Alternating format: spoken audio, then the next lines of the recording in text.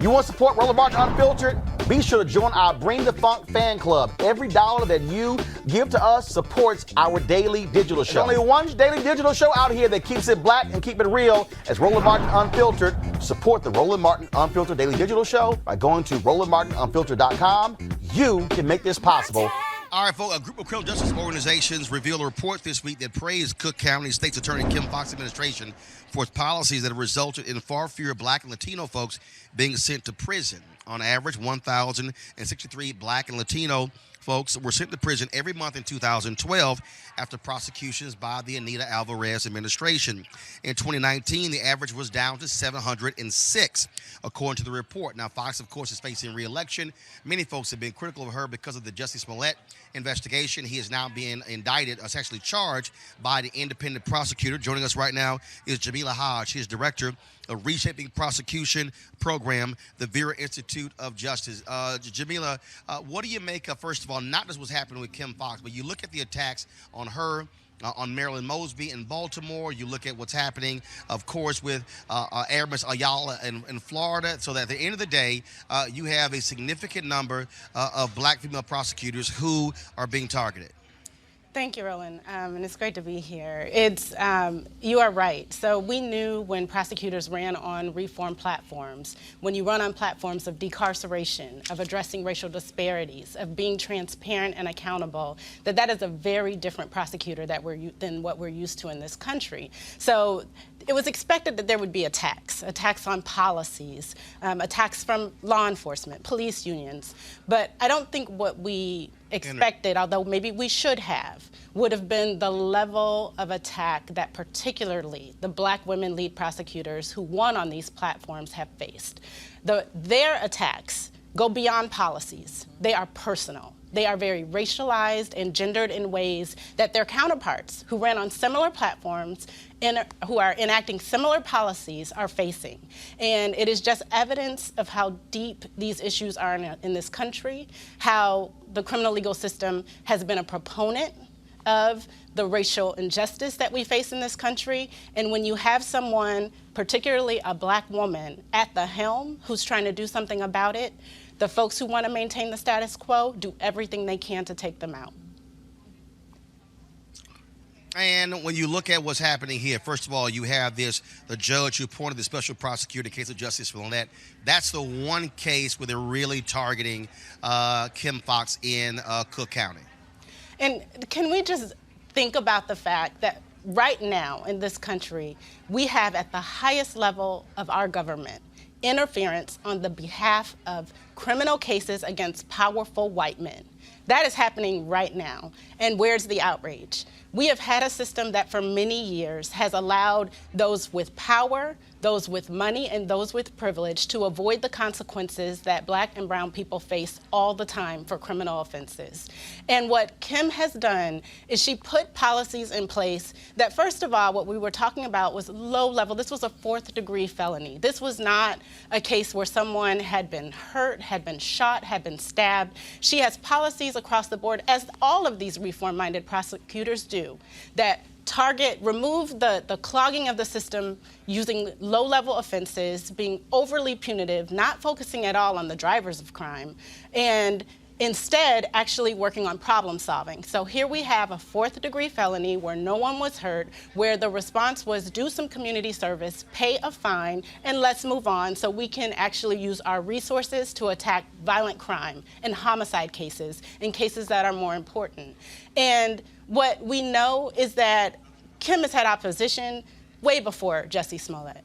They were waiting for a misstep. They were waiting for a stumble. And she would be the first to admit, in fact, she did this when she released her campaign video. She acknowledged and owned she could have handled that case better. And by that, what I think the takeaway is how we communicate about why changes are being made. It wasn't so much that there was a change. I don't think people disagree that we over-incarcerate in this country. We know we only have 5% of the world's population and nearly 25% of the incarcerated population. We know that it disproportionately impacts Black and brown communities. We know that incarceration has not made us any safer, and so we need a new approach. But it's how you communicate about what you're doing. And so she acknowledged. She didn't communicate about this. first of all, I'm going beyond the Kim Foxx case. Yes. And are you disappointed that you have not seen civil rights organizations and others come to a more vigorous defense of these black female prosecutors? You look at the fact that in Maryland, that the governor, Larry Hogan, Yes. has ordered the attorney general to take over the prosecution of a number of Marilyn Mosby cases without even asking her. There's no indication that she somehow was afraid to prosecute. And so when you talk about that, not only that was happening with African-American prosecutors, but you look at the war that Larry Krasner is in with the Attorney General of Pennsylvania as well. Yeah. And so it's interesting that, and I haven't seen it, I haven't seen a mass mobilization of these black civil rights organizations standing up for these sisters. No, Roland, thank you so much for raising this because, so at Vera, we launched an initiative called Black Women Lead, literally in response to the lack of response and lack of support for black women lead prosecutors who are on the front lines. These women are not just, again, facing policy opposition, they're facing death threats against them and their children. They are being sued personally. They are having criminal cases, investigations brought against them. The attacks on them are real and they are personal, and no one was stepping up. And it literally, the way it came about was we were all in Montgomery, Alabama at the amazing EJI Museum and Memorial, where we were steeped in our country's history, of the legacy of slavery. We went through the museum, the memorial, and we were there to talk about how prosecutors have to reckon with our history, this history of racial injustice in their role as a reform-minded prosecutor. We could not begin that discussion because the first thing Kim Foxx said, who was part of this convening, was, "I'm sorry, excuse me, but that's not history for me." That was April 4th when I had white nationalists marching on my office. And so we had to have that conversation about, oh, this isn't history. This is happening right now. The same language, the same racial invectives are being hurled at these women right now in 2020. And so, and not just hearing that it was happening, but I think the thing that made me saddest was hearing that they felt alone. No one was showing up for them. And we have, our organization is not the only organization out there that supports reform-minded prosecutors. There are a few of us that have literally been created in the last few years with programs focused specifically on providing that support. And some of us didn't know. Some of us assumed that other organizations were providing that support. And I personally had to apologize for failing to step up. And I made a commitment right then that I would do everything I could from here on out to make sure that somebody was rallying around them. And so we do lead a coalition. We have a few, and it's a small coalition, a few amazing organizations like the ACLU and the Justice Collaborative who have come together, and we are trying to help with crisis communications response. We're actually trying to now focus on how we shift the message to lifting up the amazing work they're doing instead of just responding to attacks. But no, there hasn't been a huge outcry. And you would think when a public official receives a noose sent to her, that there would be a public outcry. But it has not happened. Right. All right. Jamila Hodge, first of all, I certainly appreciate that. Real quick, I want to go to each one of my panelists for a question. Dr. Carter, that's an important point, again, the fact that you don't have other black organizations who are seeing what is happening. Look, I've had Kim Gardner on this show, Kim Foxx on this show, Marilyn Mosby on this show, Aramis Ayala. We've reached out to these sisters. And then, of course, you got the sister in Prince George's County. You got the other, the sister who's in Virginia as well. Her name is escaping me right now. But the bottom line is, I'm trying to understand like what in the hell is going on. We talk about the importance of having progressive voices as DAs, but we got to have their back when they're under attack, not only locally, but when you have Donald Trump and William Barr saying that these progressive DAs are a problem as well. Dr. Carter, that's an issue for black folks. Absolutely, but I think oftentimes we treat blackness as equated with maleness, and there's a way in which we don't necessarily think about protecting black women or don't think about the way that black women in this space are treated differently and the racist threats that they get look different. You get threatened with rape. You get threatened with beatings and all kinds of things. And I think it's also interesting because when we think about, say, what happened with Breonna Harmon in Texas. I don't know if everybody remembers, this was the white young lady who said that black men had gang raped her, and she lied, and she got deferred prosecution and all of those things. The community was upset because, indeed, she was endangering the lives of these black men that I'm sure they would have looked for as her rapist. But again, where is that same kind of mind to encircle with protection and support and an open statement that actually these kinds of things won't be tolerated, so the people on the other side, not just as victims, but the people who are working to sustain our communities and make sure our communities have a healthier relationship to the criminal justice system, are in fact being protected? Because it was all good when Marilyn Mosby was going after these police officers in the Freddie Gray case, but where are they now that she is in fact facing all of these attacks on her professionalism, all of these attacks on her competence, right? People going after her legal license and these other women in these places who are facing much of this vitriol. You know, Lauren, we saw black female prosecutors go to St. Louis to stand with Kim Gardner. And again, I want to see where's the image of the NAACP, the National Urban League, Reverend Sharpton National Action Network, a host of a Southern Christian Leadership Conference, and Dr. Steele. I can go on and on and on. Where's the joint news conference of those organizational leaders saying they stand with Kim Gardner and the attacks on her and trying to basically steal her power? Yeah, well, other than Color of Change, so many of these, civil rights groups are sort of owned by some sort of corporate control in terms of where they get their funding. I'm not suggesting that's what's going on in this case, but a lot of times that does curtail what they choose to fight.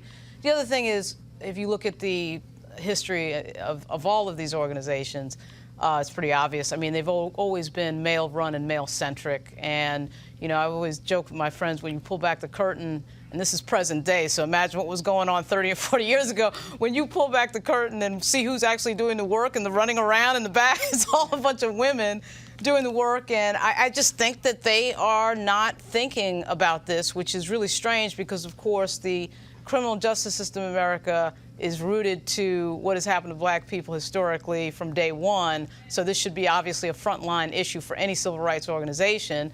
And I think at some point they will wake up. It's certainly the type of thing that you would think that Al Sharpton particularly would go after, but also the NAACP as well. I remember when Stephanie Morales down in Portsmouth prosecuted a cop when she first came in, and it was this big deal. And you can see the media. It's not just, of course, the tentacles of the civil rights organizations, the media as well. The media always played it as oh my God, it's so shocking that a cop is being prosecuted.